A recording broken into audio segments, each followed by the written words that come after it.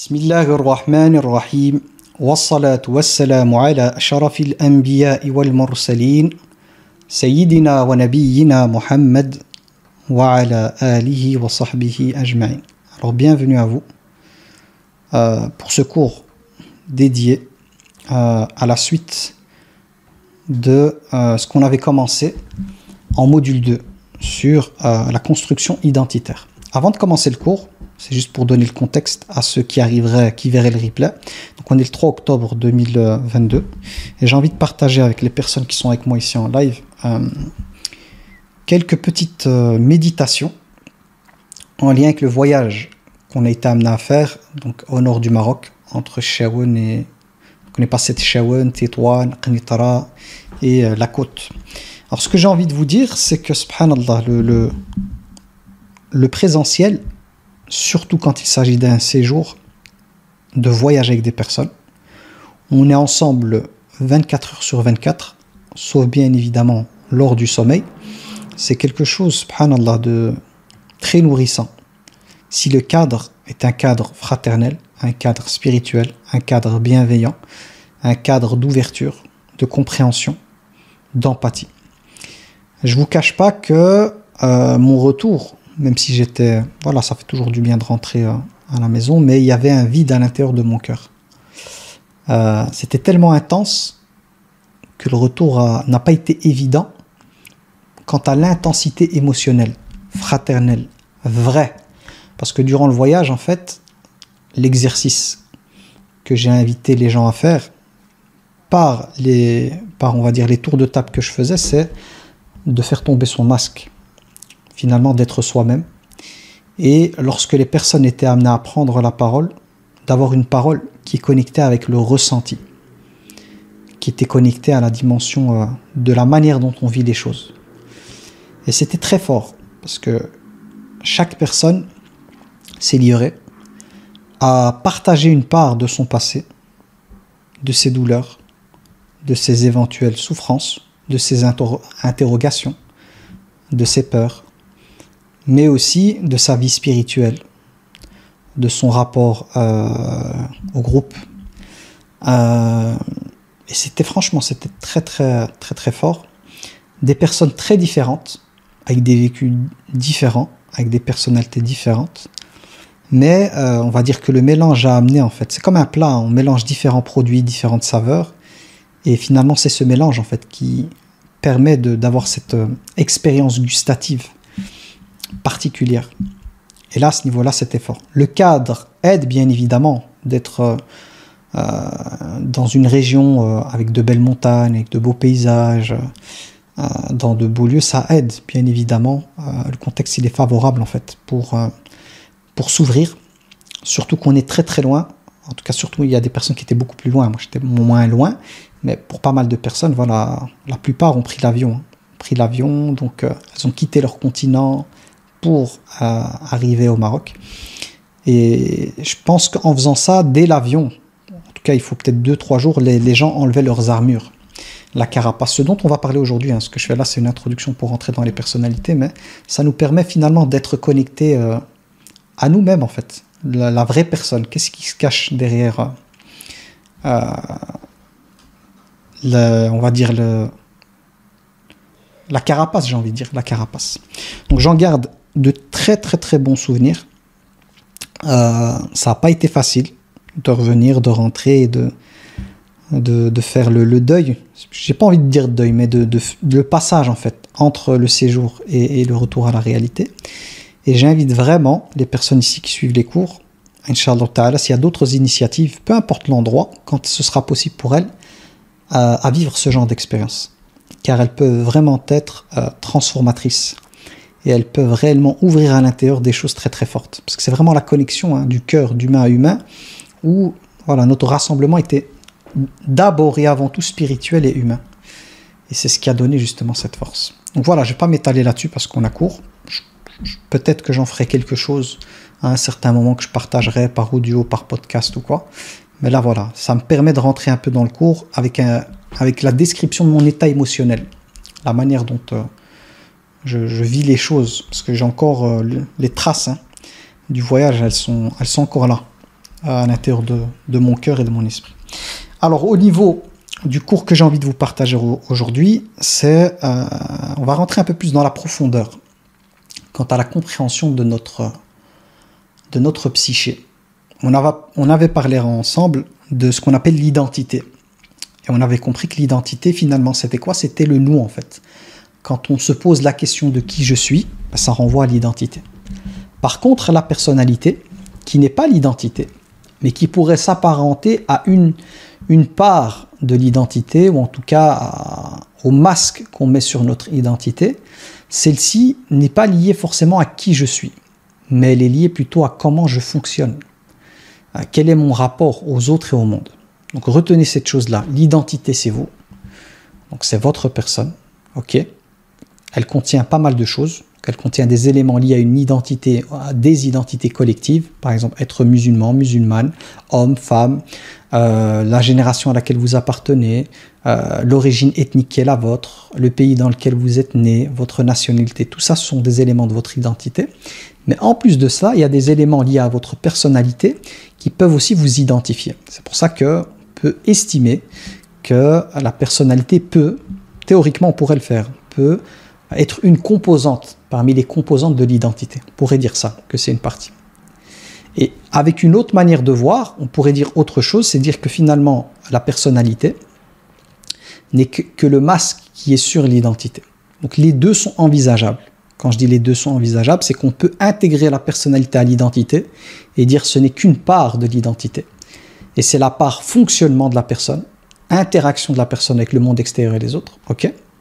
Ou dire que non, finalement c'est juste un masque en fait, que c'est quelque chose d'extérieur. Les deux sont valables. Pour moi, on peut considérer que ça fasse partie de l'identité comme être extérieur. Voilà, c'est un sujet de débat plus technique, philosophique qu'autre chose. Mais le cours ne changera pas, que ce soit intégré ou pas, c'est le même discours que j'aurai. Donc ce que vous devez comprendre quand on parle de personnalité, et vraiment avoir en tête, c'est vraiment... il faut voir l'identité comme une construction en fait. Construction de quelque chose qui va nous définir en rapport avec le monde extérieur. Et quand on dit le monde extérieur, c'est par rapport aux interactions qu'on a avec les autres et les situations. D'où le fait, je répète, la répétition, c'est pour que l'information s'ancre, que la personnalité va plus nous décrire un fonctionnement que réellement qui nous sommes au sens profond du terme. Raison pour laquelle personnalité renvoie au terme persona, qui renvoie au masque. Donc voilà, c'est pour revenir au niveau ici linguistique, on va dire étymologique, et que finalement la personnalité c'est quoi? C'est la constellation de comportements. Plutôt c'est une constellation de comportements, donc de fonctionnement. Ça peut être lié aussi à des pensées, motivations, émotions, qui vont nous caractériser en fait, et qui vont nous définir, et qui vont amener à nous différencier des autres. Ça nous différencie des autres. D'où le fait qu'on pourrait se dire que c'est une part de l'identité, selon une interprétation.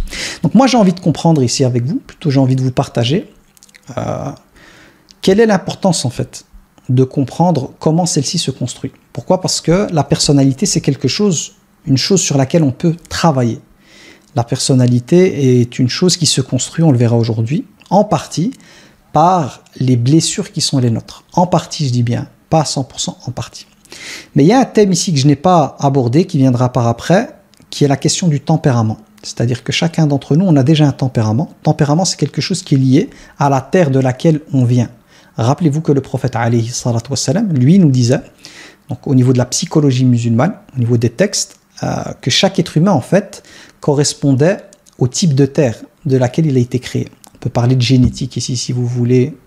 Donc le prophète a utilisé la terre, parce que les êtres humains sont faits de terre. Adam, alayhi salam, notre père, a été créé à partir de la terre, et puis nous, par la procréation, on est arrivé au monde. Mais la base de ce qui constitue le matériel qui compose le corps humain, c'est de la terre en fait. Les éléments qui nous constituent quand on fait une prise de sang, c'est des éléments qu'on retrouve dans la terre. Donc le prophète alayhi salam utilisait cette image de la terre pour parler de différents tempéraments. Là on peut parler de tempérament, caractère si vous voulez, qui vont amener la personne en fait à agir avec le monde d'une certaine façon. Les tempéraments, j'ai pas encore eu l'occasion de vous en parler, ça viendra. Il y a des théories qui nous parlent de 4 tempéraments possibles. On les étudiera ensemble, Inch'Allah Ta'ala. Mais ce qu'il faut savoir, c'est que le tempérament, il est lié réellement à quelque chose qui est de l'ordre de l'inné. Il est intégré directement à nous. On peut dire dès la première conscience. La naissance est la première conscience. C'est la raison pour laquelle des enfants, quand bien même ce seraient des jumeaux, des triplés ou quoi, ils ont des tempéraments différents. Et le tempérament, on peut parler à un côté colérique, par exemple, ou plus calme. Donc être colérique ou calme, c'est un type de tempérament. On peut aussi voir des personnes, des fois, introverties ou extraverties. C'est lié à la base, un peu au tempérament. Donc tout ça, les tempéraments vont influencer notre manière de réagir à des situations ou à des événements qui ont été de l'ordre de la souffrance. Par exemple, si je prends le rejet, et c'est là où vous allez voir que je ne vais pas être d'accord avec la théorie développée, notamment par Lise Bourbeau, qui reprend ses blessures. Elle a des livres très connus sur les 5 blessures de l'âme, comment les guérir et tout. Et elle, dans sa théorie, pour chaque blessure, elle a défini un type de masque que la personne va porter. Et le masque, en fait, c'est la personnalité. Finalement, le masque décrit la personnalité. Mais moi, je ne suis pas d'accord avec elle. Je ne suis pas d'accord quant au fait que telle souffrance amène automatiquement à porter tel masque. Si je devais, moi, définir ma propre théorie de la chose, à partir de mes différentes lectures et aussi de l'aspect spirituel qui est le mien, donc ce qu'on peut retrouver dans notre religion et autres, je dirais que on n'a pas la même manière de réagir par rapport aux souffrances, en fonction qu'on soit introverti ou extraverti, qu'on soit plutôt colérique, et colérique c'est plutôt les extravertis, ou très calme, qu'on ait une personnalité effacée, on va dire qu'on ait une tendance à s'effacer ou à s'affirmer. Ça va amener justement à réagir à cette souffrance de manière différente en fonction de la terre qui est la nôtre. Par exemple, certaines personnes qui vont être rejetées ne vont pas forcément être tout le temps fuyantes. On a effectivement une bonne partie des personnes qui sont rejetées qui vont fuir. Mais il y en a d'autres qui ne vont pas fuir. Les extravertis et ceux qui ont une personnalité, on va dire, un peu forte, quand ils sont rejetés, ils vont encore plus en fait s'affirmer, ils vont peut-être même être agressifs, ils vont peut-être se marginaliser, s'aliéner, mais ils ne vont pas s'effacer. C'est pour ça que moi ici avec sa théorie, en tout cas voilà, en prenant les mots tels qu'ils sont exposés ici, pour moi l'être humain il est beaucoup plus complexe. Et c'est très difficile de pouvoir mettre l'être humain dans une case. Il est à l'image d'un poisson, à chaque fois qu'on essaye de le saisir, il échappe de nos mains. C'est comme ça l'être humain. Raison pour laquelle en matière de théorie, en psychologie, il y a énormément de théories, de courants de pensée et tout. Mais on peut avoir des choses, des éléments, des grands éléments, c'est-à-dire des thèmes très grands qui nous permettent d'avoir une vision claire, mais à chaque fois qu'on essaie de l'enfermer, l'être humain, dans une case, on ne peut pas le faire. Il est trop complexe que pour l'enfermer dans une case. Donc on peut avoir des mots comme ça, par exemple, si on prend d'autres outils, dire voilà, telle personne elle est perfectionniste, par exemple, ou l'autre il est plutôt médiateur ou altruiste et tout, mais c'est une part de la personne, elle est beaucoup plus complexe que ça. Donc on ne peut pas enfermer un être humain. Donc on peut avoir des caractéristiques qui nous rapprochent de ce à quoi la personne elle ressemble en matière de personnalité, mais elle nous échappera toujours. Et dans le Coran, Allah Tabaraka wa Ta'ala ne parle pas d'ici de nefs, l'âme, mais il parle de ruh. Il dit wa yas'alunaka 'ani ruh. Et il t'interroge sur l'esprit. Donc les gens voulaient savoir en fait qu'est-ce qu'il se cachait derrière l'esprit. C'est quoi l'esprit? Et Allah leur répond que l'esprit, qu'on appelle ruh, fait partie en fait des sciences d'Allah. Si vous voulez avec des mots à nous, de la technologie qu'Allah subhanahu wa ta'ala, c'est pas le bon terme, c'est juste pour faciliter la compréhension, mais c'est une créature d'Allah par rapport à laquelle nous les êtres humains on est dépassés. Quand bien même on essaierait de saisir c'est quoi ruh, elle nous dépasse, car l'être humain n'a reçu que très peu de science. Allah subhanahu wa ta'ala dit ruh fait partie des choses d'Allah, c'est une créature d'Allah et que l'être humain a reçu très peu de science. Par contre, ce qu'on peut étudier, c'est pas le ruh, mais un peu nefs.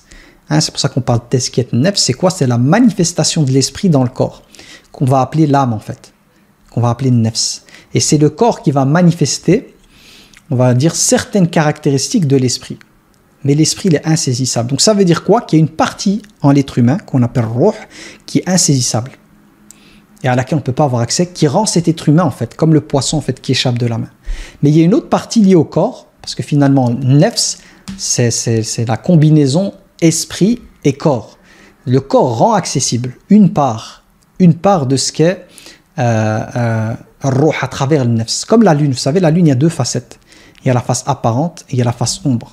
La face apparente, c'est ce qu'on peut voir. Et la face ombre, c'est ce qu'on ne peut pas voir. Ben, pour nous, c'est pareil. Ou si vous voulez un iceberg, il y a la partie qui est à l'extérieur de l'eau au-dessus et celle qui est en dessous. Ben, c'est pareil pour l'être humain. Donc retenez ça. C'est très très important ce que je vous dis. Tous les modèles en psychologie qui sont là pour nous donner des typologies, donc des types de personnalités, ce sont des modèles à l'image d'une photo. Une photo, quand on vous prend en photo, on prend une part, ça peut être la grimace au moment où vous parlez, mais c'est pas vous. C'est pour ça que je dis souvent aux personnes, même dans le cadre des muqabala, pour le mariage et tout, il faut se méfier des photos. Pourquoi? Parce qu'il y a des photos qui vous mettent en valeur et il y a d'autres qui ne vous mettent pas du tout en valeur. Hein, par des sourires, des grimaces ou quoi. Moi, je l'ai déjà vu avec des photos. Même mes photos à moi, il y a des fois où je me reconnais pas en fait. Par contre, quand c'est vidéo, vous avez le mouvement en fait du visage. Donc ça donne d'autres perspectives, d'autres choses à voir. Ben, c'est pareil en fait. Les typologies, c'est comme une photo de la personne qui n'est pas la personne. Donc ça aide à avoir une image, ok, on voit à quoi ça ressemble, mais l'être, il est au-delà en fait de tout outil psychologique. Et il n'y a qu'Allah Tabaraka wa Ta'ala qui peut appréhender l'être humain dans sa complexité. Donc, retenez ça. Donc l'outil ici, ce que je vous présente, c'est là juste pour nous aider en fait à avoir accès à des éléments généraux qui constituent ce que l'être humain peut être amené à vivre, et ce sont des choses qui vont influencer sa construction et la définition de sa personnalité. C'est ça que vous devez retenir.